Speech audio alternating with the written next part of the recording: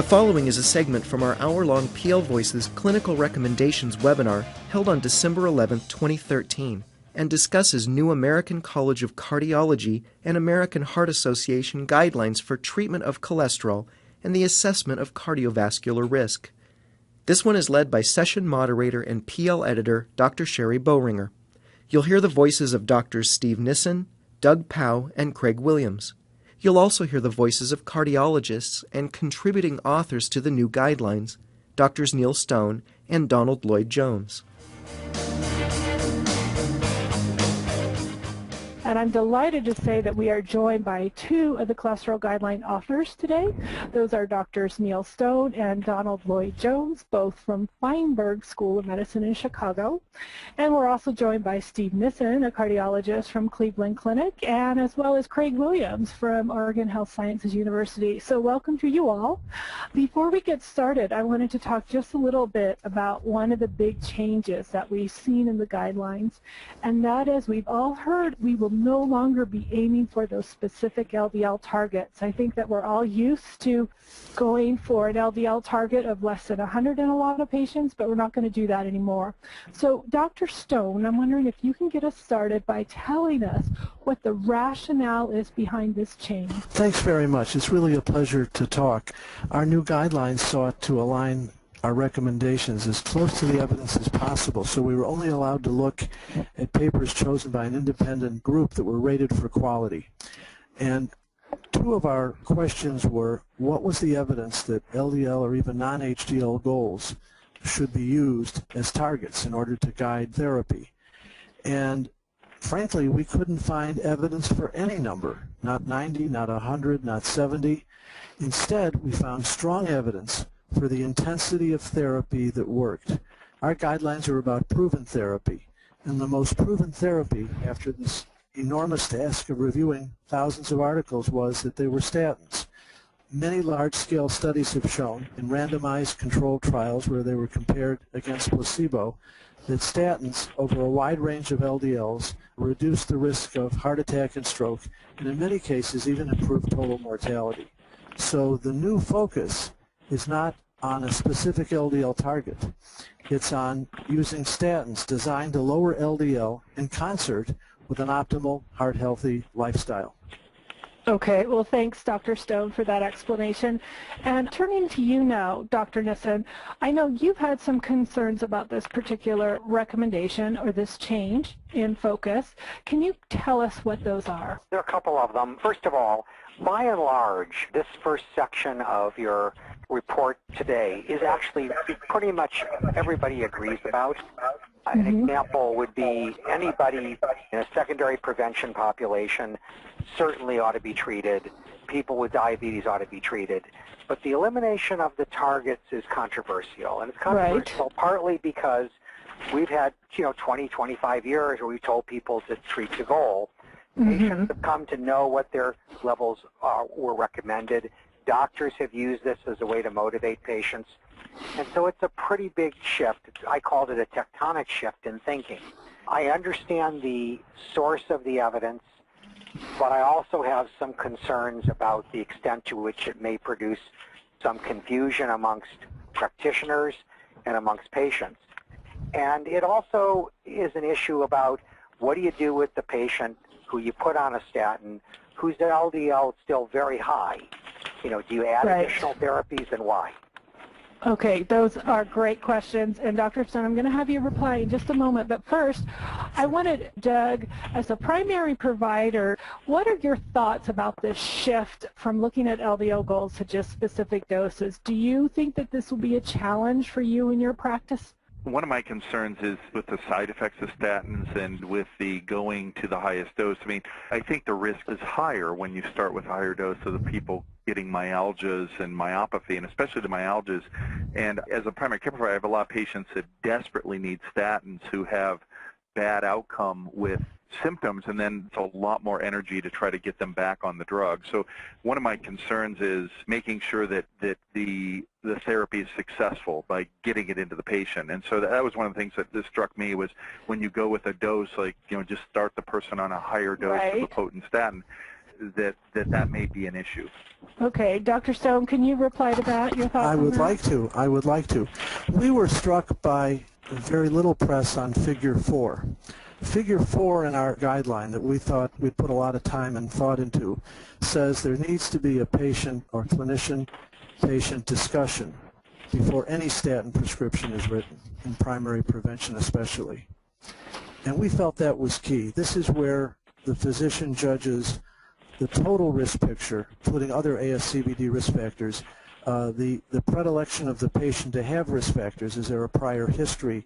Is there a family history of statin problems? In fact, we indicated that should be looked at before the statin is prescribed, the intensity of statin is prescribed, to review statin safety issues, and a consideration of the patient preferences. We think that our guidelines don't mandate statins for a large number of people as much as they mandate a careful appraisal of how statins can help a large number of people in primary prevention. And it's clearly there in Figure 4 where you can't get to the statin prescription without that box. And the point is that there are people who don't tolerate statins well, and we give a lot of advice in the guidelines for how to deal with that. But if the patient's going to say to you, what do I need to do to reduce my risk of heart attack and stroke in the 4 areas, and Steve outlined them beautifully, those with known ASCVD, those with elevations of LDL above 190 for primary reasons, those with diabetes, and even those with more than 7.5% risk, those are groups where the data says they benefit. But the key is that risk discussion with the clinician and the patient, because here's where we find out what statin can be used, and most importantly, how to do it effectively. Remember that statins are inexpensive. 5 out of 7 are available as generics, so we're hoping cost would not be an issue. And they are safe if given properly, but if the patient would not have qualified necessarily for a clinical trial, if there are any issues that could raise a red flag and they're written in the report, then we think this is a discussion where the physician's going to need clinical judgment to decide how best to use it. And when I hear the patients will be confused about not having a goal, I saw 2 patients this morning, just this morning in my lipid clinic, who were short of what were the old goals. Instead of giving them another drug because they were short of the old goals, I asked them a simple question. Let's talk about how many days per month you actually took your medication. It turns out both of them had missed 2 weeks of their statin. So they weren't short of the goal. They were short of taking their medication. We think there's going to need to be follow-up lipids, but it's going to focus on adherence. How many patients who take all cardiovascular drugs take all their medicines? The number is disappointing, I think, based on a number of sources. Our focus on adherence is going to make a big difference. And frankly, if you're a patient taking a high-intensity statin and tolerating an effective lifestyle and your LDL 78, some people would have added another drug to get them to 68, but there's no evidence for benefit. Okay. I think what I'm hearing you say is that you need to individualize therapy. Exactly. That's what our guidelines are about, personalizing. Okay. I think Neil beautifully discussed what's there in the document, and I would add just a little bit that, of course, it does help us intensify our efforts at lifestyle if we think the patient is fully adhering to the medication and we're not getting there. And we certainly in the document don't rule out the addition of further medications, particularly in those very high-risk patients, if you really want to try to get the LDL lower. And I think there's certainly a number of patients where I would continue to aggress. But I think that primary care docs and cardiologists need to understand we don't have an evidence base for doing that. You're treating the LDL number. We think lower is generally better. But you have to be frank with the patient that you're adding a medication that you don't have evidence is going to be effective over and above their maximally tolerated dose of statin. One thing about the guidelines that I really like is the emphasis on not using non-statins. Right. It's been exasperating to see the number of patients treated with fibrates, niacin, fish oil, who don't, in fact, most of the patients taking fish oil don't even meet the FDA label requirements of having a triglyceride level of over 500. And so these are being used as a substitute for therapies for which we have a lot of evidence of reductions in morbidity and mortality. So, I think everybody thinks that's a great idea. I wanted to mention a patient, and give you an example of a patient I saw today. Just a second, Steve, before you get to your patient, I just want to stay on the tangent there of adding drugs to statins, because we have a recommendation about that lower in our article about how, in general, you don't want to do that in most patients. But as Don was saying, that occasionally it is okay if they don't seem to be getting the impact that you want from the statin, but it's important to note that there's not evidence to support it. Do you think we got our recommendation right there? Yes, the key thing is the patients with LDLs 190 or more of a primary basis, most of them are going to have familial hypercholesterolemia. So even on a maximal statin, their LDLs are way too high.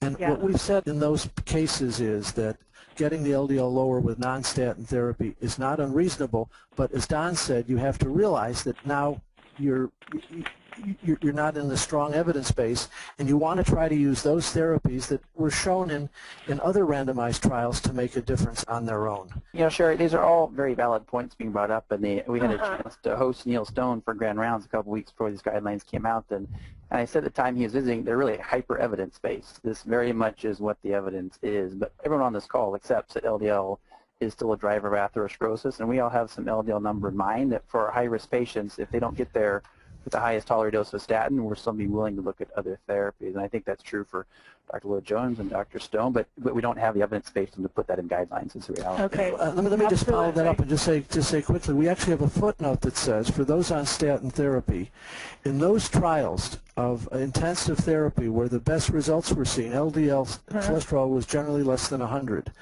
We put that in not as a performance measure and not even as a treatment goal, but to give people an idea of what the trial showed. But again, to emphasize adherence to both statin use and lifestyle. Why not go with the winners? And I think what we do need to do is emphasize adherence more in our set of recommendations. Now, Steve, I want to turn back to you, and you had a story to tell us about your patient. It's an example of a guy in his mid-40s with an incredibly bad family history. You know, every male has had a myocardial infarction or bypass surgery in their 40s, and he came in to see me, and he had an LDL of 182. And I put him in the risk calculator, and he comes up 5% risk. Blood pressure is great. Everything else looks good. He isn't over 190, doesn't have diabetes, doesn't have disease yet.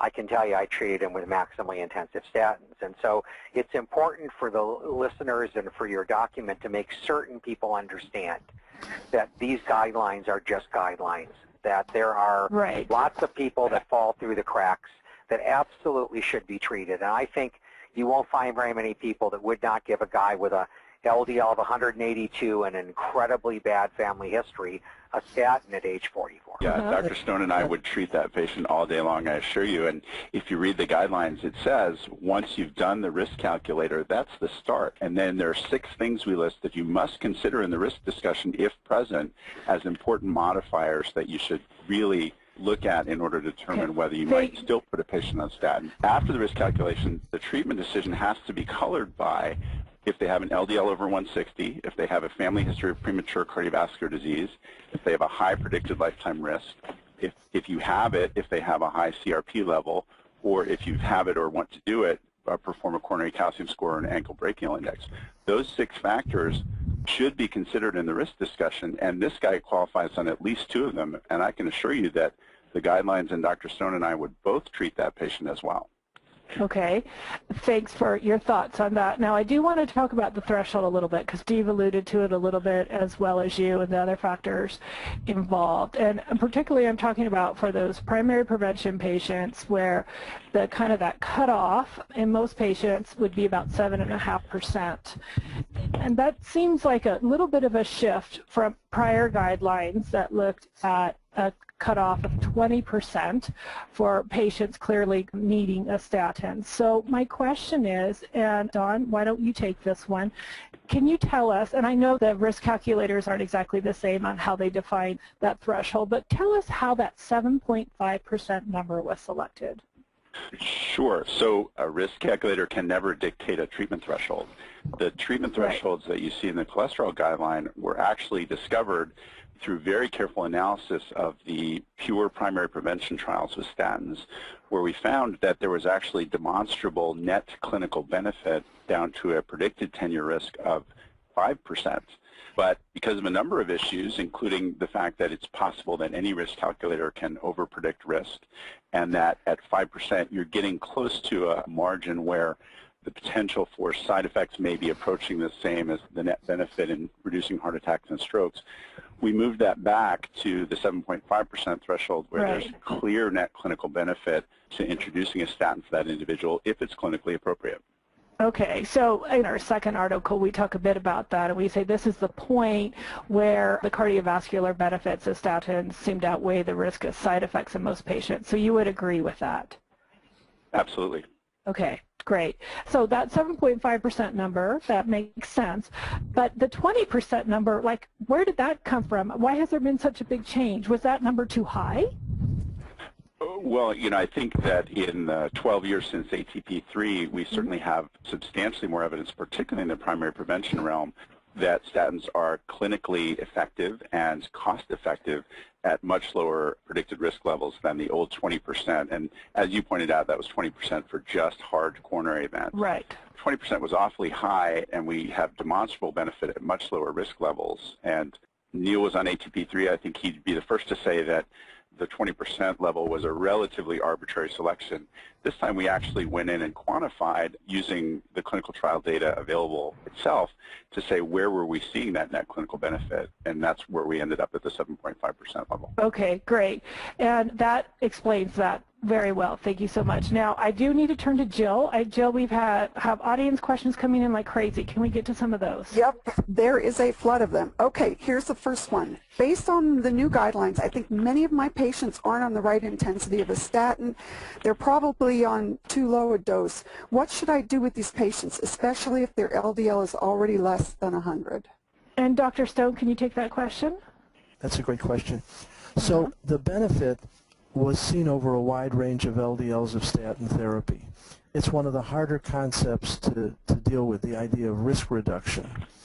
And it would depend, that's where again this clinician-patient discussion is so crucial to decide if it's worth it. But some people are on a very low dose of a statin, and frankly, based on the data, you can't say they would get as much benefit as if they were on a slightly higher dose.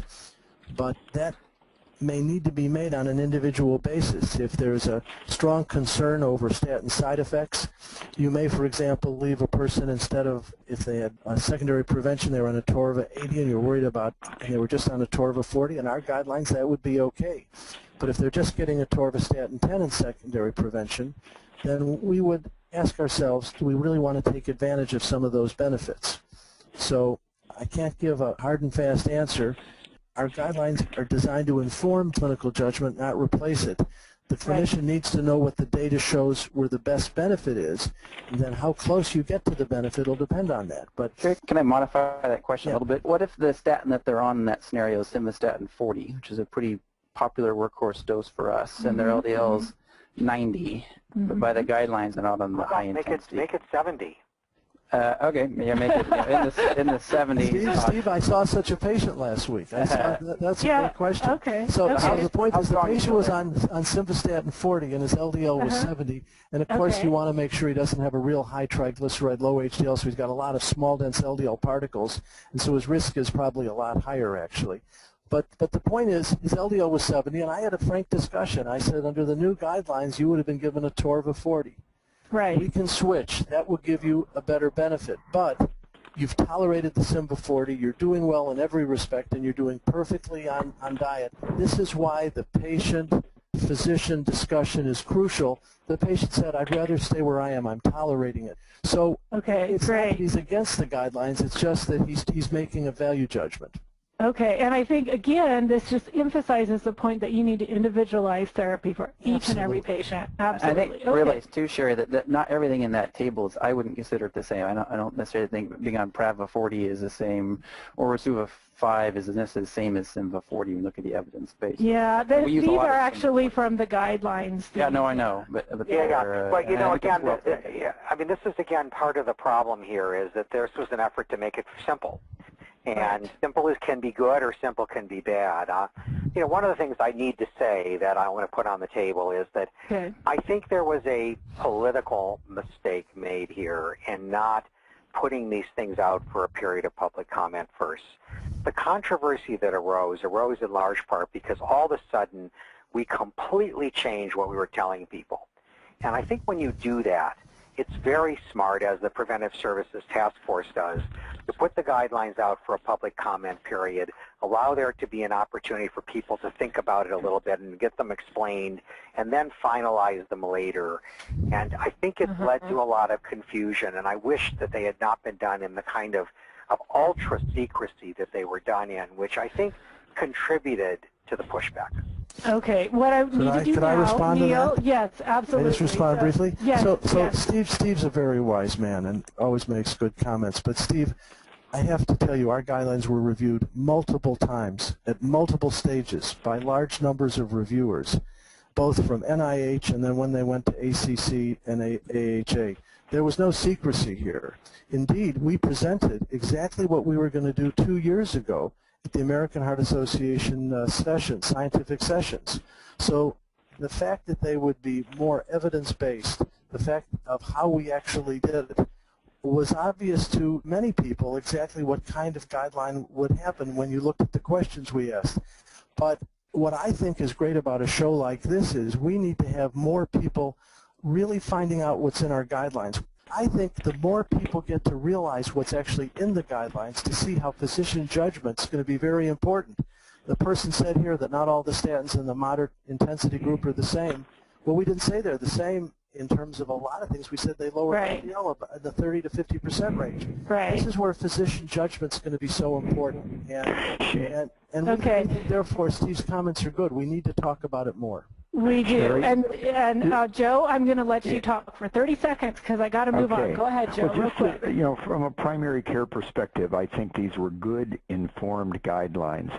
My group, as we read them, we felt like the newspapers did not give the lifestyle intervention enough attention. And I would even state, I love the word, is the foundation of lipid management. And I'd even put at the beginning of our guideline that, while lifestyle intervention is the foundation of management, more patients focused on statins, because I don't think the press gave the report. I applaud, and I think my colleagues applaud, a broader look at the patient rather than a focus on some specific targets. Right. There's a lot of metabolic syndrome patients with very low HDLs. They don't have very high LDLs because their triglyceride and their VLDLs are so high, so the LDL is almost misleading in some of them. I think the broader look at the patient, I agree with the cholesterol side effect issue. We use a lot of, once a week high dose. The statin side effects, yeah. Yep. I agree too, Joe. And I guess one thing that I think you just said that I really liked is the focus on lifestyle. And I agree that's so important, and we will be talking a little bit about that shortly. But before we do, I just wanted to spend a little bit of time on the risk calculator. That's actually our next set of recommendations just below. And Dr. Lloyd-Jones, can you just take a moment, just real quickly, to tell us what thought went into this risk calculator, how it was developed? Sure. Well, we had 5 years, as you know, through the process to develop it. So a lot of thought went into it, including considering, what the appropriate endpoint should be and surveying actually all of the existing risk scores that were available. And we found a lot of problems with each of them. There is no perfect risk score, of course, and some of the issues we saw with the existing ones had to do with the endpoints, some had to do with the inputs, some had to do with the populations in which they were derived. So we didn't find one that really suited our needs, and because of that, we developed these new pooled cohort equations. And in order to make them as relevant as possible, we did a number of things. First, we used the best, most representative samples we could find that really represent the broad U.S. population. We used follow-up time from the mid-90s forward so that they were as recent as possible. Remember, if you're going to create a 10-year risk score, you actually have to follow people for 10 years, so we can't use super contemporary cohorts. And finally, we also chose that time period because it was before there was very dense infiltration of statin prescriptions, which happened starting after 2000, which would obviously alter the natural history. We're trying to predict natural history because we know what the effects of statins are likely to be, but if you treat a lot of people downstream, In fact, you're not going to be able to predict the outcome because we don't know who's going to get treated when we assess them at baseline. So with all those considerations, we used 4 very broadly representative population-based samples and created these pooled cohort equations. And we didn't have a preconceived notion about what should go into them. We let the data tell us what the important variables were. Not surprisingly, it turned out that the traditional risk factors were included, but importantly, by having stroke as an endpoint, we pick up a lot more and are able to represent a lot better the risk for women and African Americans. We have, for the first time, sex and race-specific equations for both white and black men and women.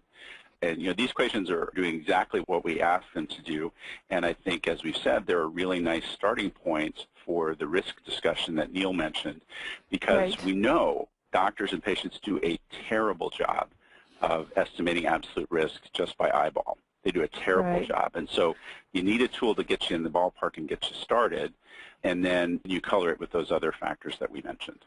Okay, great. And now turning to you, Steve, I know that you've had some concerns with this risk calculator. If you can just tell us what those are very quickly, and then Dr. Lloyd-Jones, I'll have you jump in.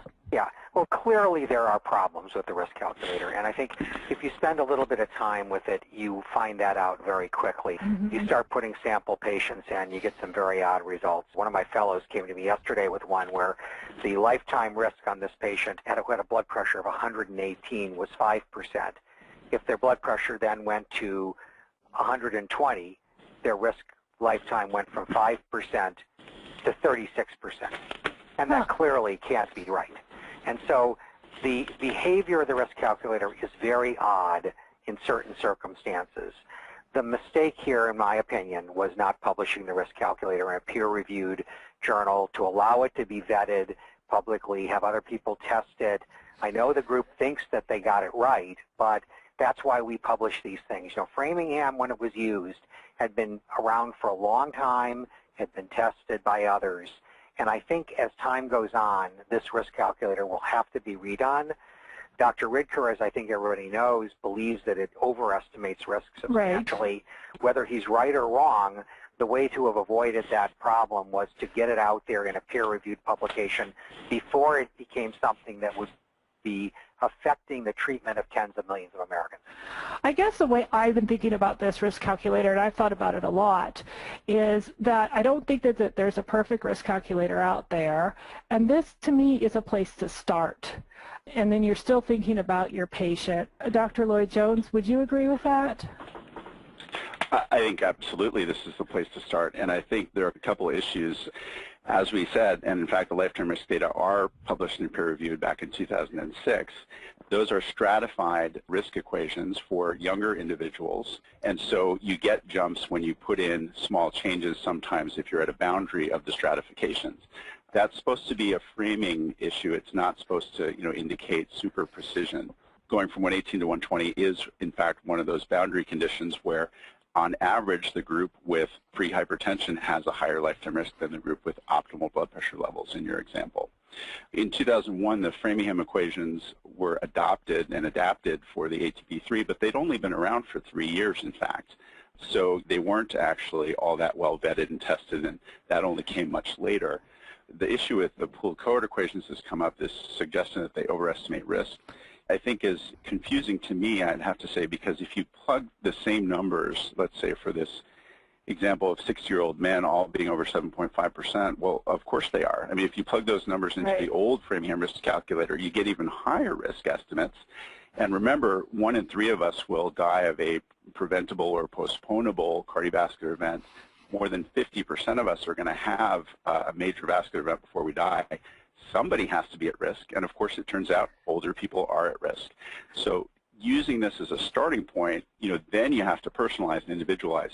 Is the only thing putting this patient at risk their age? If that's the case, and I see patients too, if that's the case, you probably wouldn't put them on a statin if they're otherwise optimized. Last week I saw a 67-year-old who was doing everything right. His 10-year risk was 12.4%. With optimal risk levels, it was about 10.3%. But I couldn't make this guy any better, and he and I both didn't think that giving him a medication was going to actually reduce his risk that much because, he's already doing everything perfectly, and I think he's probably looking at his group, he's probably not one of the people that would benefit from being on a statin. Okay, good point, Dr. Lloyd-Jones. And I see Dr. Stone, if you could make one point, please. Sure. Just real briefly, just want to emphasize the best thing about the calculator is it provides a risk discussion that shows the emphasis on all the different risk factors, African American or white, male or female, blood pressure, you go down the line. And so it really amplifies what you're going to do for the patient, and it allows an assessment of all the individual as well as global risk. And that's a powerful thing for a risk calculator, and we're hoping more people will use it that way.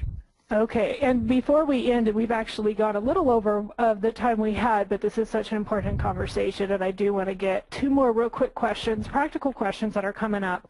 The first is, there are folks that are hearing the controversy about this calculator, and because of the controversy they're hearing, they don't want to use it. And they're asking, well, can we use Framingham instead? Can we stick with the old calculator? And if we stick with the old calculator, can we use the new guidelines with the old calculator? So Dr. Lloyd-Jones, can you quickly respond to that? Yeah, I think that would be a mistake. The issue we had with the old Framingham equations is that they only predict hard CHD risk, that is CHD death or non-fatal MI. When you do that, you leave an awful lot of preventable events on the table, particularly for women and African Americans. So sure, you can use them, but the truth is that the thresholds for a treatment decision would not line up exactly the same. And I think you're also going to undertreat some important patients, and you may actually overtreat particularly some men by doing that approach. Okay, and then one more question. The guidelines actually kind of give a differentiation point for when to use a moderate and a high-intensity statin in diabetes patients. So if they're less than 7.5%, you use a moderate dose statin, high-dose statin if over 7.5%.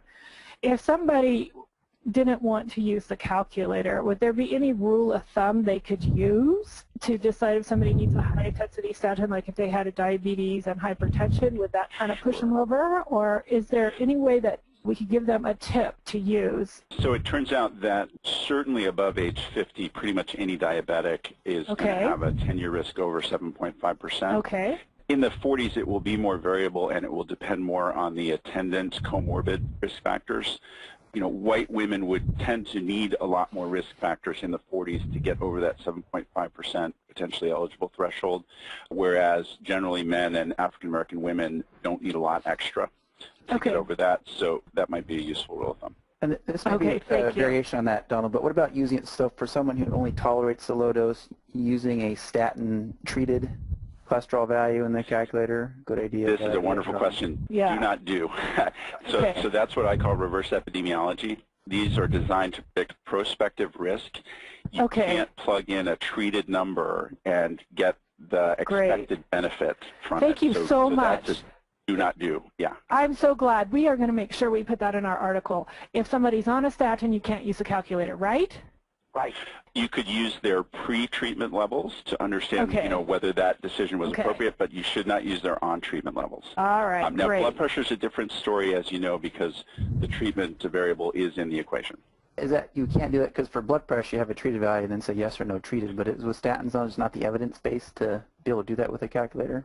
You can't do that with the calculator. We looked at putting statin in the calculator. We looked at a lot of different ways.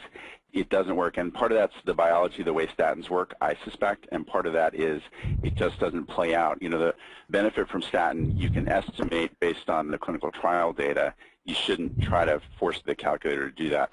The issue with blood pressure is that if you look at it, treatment for blood pressure is actually a positive risk factor. It is not in the prospective equation. It's a positive risk factor. The reason for that is people who have been treated for blood pressure tend to have had it longer and tend to have had it higher longer. So therefore, while the treatment is reducing their risk, it's still an indicator that they're a higher risk individual. Right. Okay, great. Thank you for listening to this segment from our PL Voices Clinical Recommendations webinar series.